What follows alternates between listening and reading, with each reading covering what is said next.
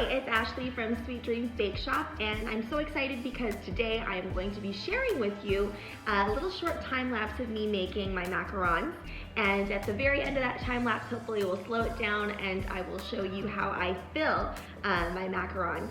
And for those of you that are maybe wondering, I learned how to make macarons from a really great teacher here in Vancouver. Her name is Connie, and she is owner of J'adore les macarons, and she teaches a really great class, foolproof macarons every time, and I learned so much from that. And her recipe is a little bit of a secret, so I'm not going to share it or anything. I'm just going to show you how I personally make my macarons now. And if you follow me on my live streams, then you are going to be able to see how I make my salted caramel sauce and my Swiss meringue buttercream. And I know Swiss meringue buttercreams can be a little bit intimidating if you've never tried it before, but I assure you, you will not go back to American unless there's a very specific reason as to why you want to use American buttercream. But it's so delicious, and I'm so looking forward to sharing this with you. So keep watching. Thanks. As with all macaron recipes, we start with almond meal or almond flour and zipping it through a food processor. But unfortunately, during these times, it's super tough to come by those products. So I was given slivered almonds, which is fine. I know how to make slivered almonds into almond meal, but if you're making this for the first time, it's probably going to be really tricky for you, and I would suggest you just wait until you're able to get almond meal.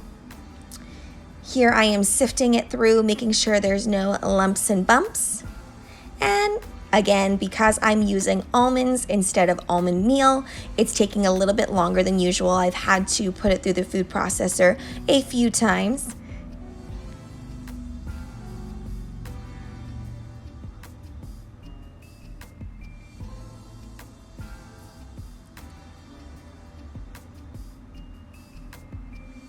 Finally here, I'm weighing out my macarons into 2 separate bowls, and I am coloring them. You must color macarons this way, or else you'll just turn it into a gloppy mess if you try and do it after the batter is fully formed.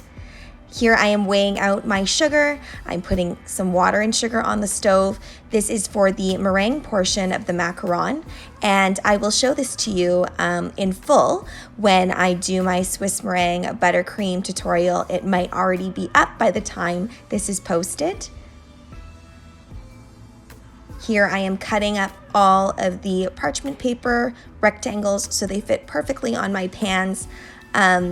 That parchment roll actually boasts that it fits any standard baking pan, but unfortunately all the baking pans I own must not be standard because it doesn't fit any of them, and I'm often finding myself having to cut. But it does have a grid on it, so that makes it a little bit easier. Oh, and there is Aria. She is partaking in licking the last of the meringue. Here I am doing the trickiest part of the macarons, which is stirring up the almond flour with the egg whites. This is where everybody kind of struggles a little bit, and it takes many times to get it right. So you get kind of a mug here, anything like that, and then you're going to put your bag in. Before you put your bag in, you have to clip, obviously, the tip.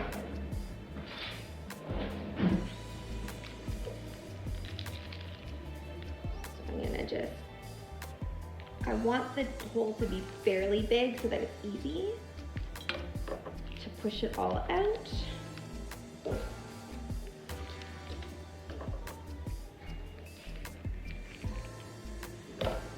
Okay, then what I'm going to do is I'm going to place both the bags in there at once. And I'm going to squeeze at the same time.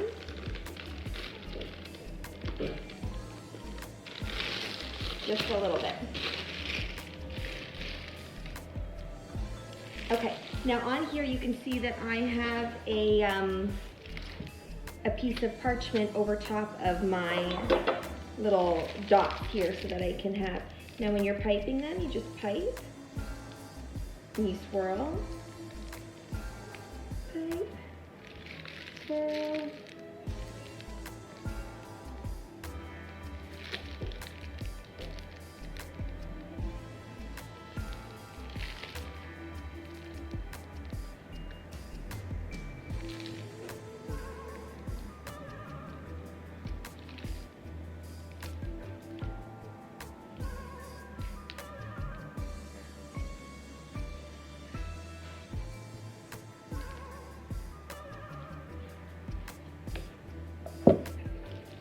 circles coming through a bit more. Kind of reminds me of like Lucky Charms or something.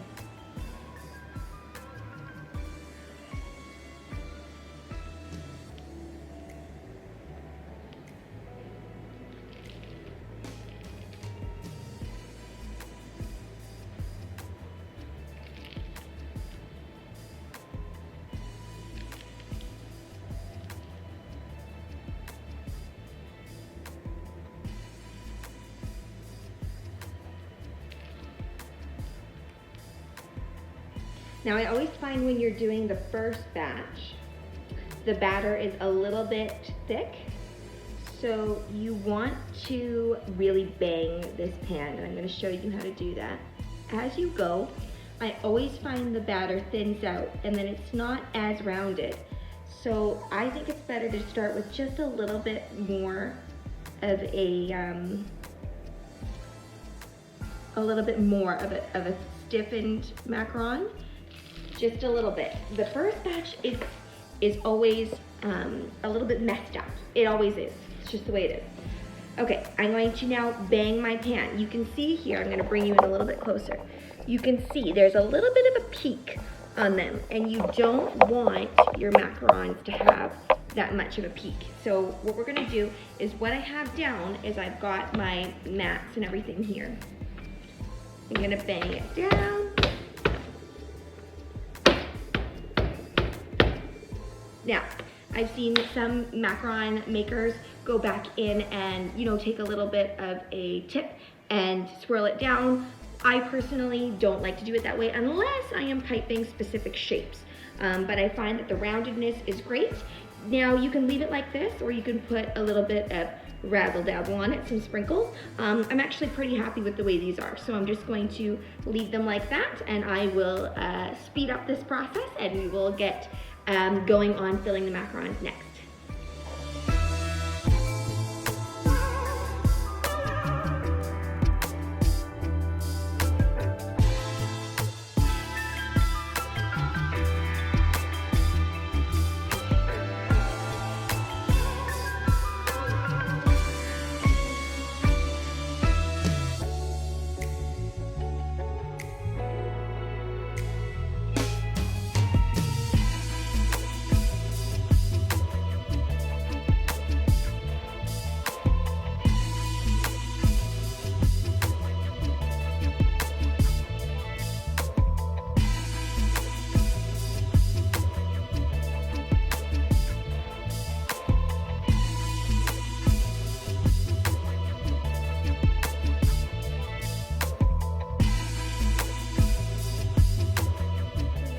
Made it to the last part of the video, and we are going to be filling our shells now, and they turned out so beautifully. If you watched my Instagram live story, then you saw them already, but I'll show you them up close. So this baked up really beautifully, and as you can see, we've got the feet. That's the most important part of the macaron. That's how you know you're going to get that really nice crunch on the outside and chewy interior. And this is exactly what you want to see on the bottom. You don't want a lot of holes. This is pretty good. And the reason that we use those heavy duty baking pans is because you want that consistent panel on the bottom. So what we're gonna do now is, if you watched my tutorial, then you saw us make the Swiss meringue buttercream. I put it into a piping bag, and I am going to use the tipless part here, no tip here, and I've just cut a little bit off. And I also have my caramel, and I'm going to show you how that has set up now, because I know in the video looked super soupy, right? Here, now as you can see, it's that beautiful velvety caramel sauce. Gorgeous. So we are going to use that and put it into our macarons.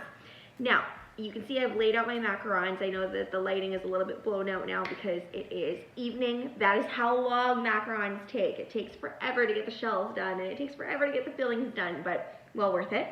So I always lay my shells out so I have the shell facing down, the shell facing up, so I can go super quick with it. I'm going to show you how I do one of them, and then we're going to speed up that process so that you don't have to sit there watching that. the whole time. So I'm gonna take my shell here, and the first thing you wanna do is you always want to pipe a dam. So I'm gonna bring you in a little bit closer. All right, so I've got my 2 halves here. I'm gonna just start with one. And I'm going to do a couple rounds of buttercream on here.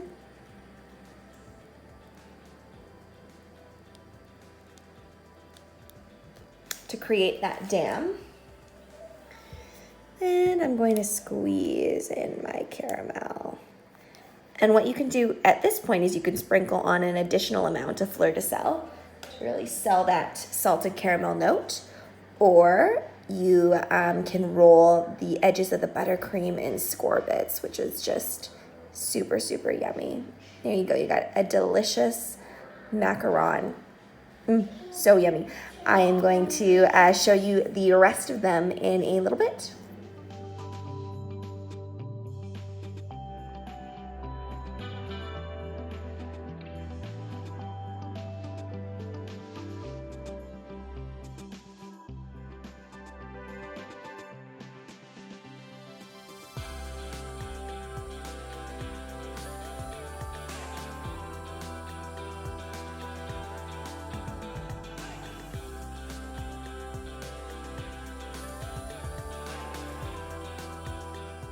And now for the best part, eating the macaron. When I took the class with Connie, she specifically said, put them in the freezer for a couple days. It really gets the flavor into the macarons, and it totally does. She is completely right. But I am going to be breaking that rule right now because I want to show you what these look like and how good they are. I'm going to choose this one right here. Delicious. So what you want from a macaron is, sometimes I've seen videos of people eating macarons and it kind of all flakes apart. That's not really what you want. You want a little bit of crunch, and then you want that chewiness on the interior.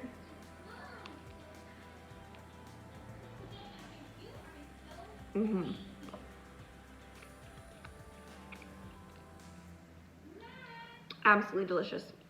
I can taste the espresso that we put into the shells, and in the buttercream as well, because you put a little espresso in there too. And that caramel is just that little bit of salty, perfect for kids still. Although you don't want to be feeding your kids too many sweets, especially since we are all going to be stuck at home just eating, I am sure.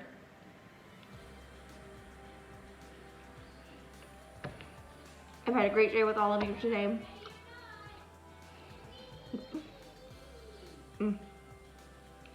So good. Please make them. Any recipe out there is good. As long as you use the right methodology, you're gonna nail it every time. Bye.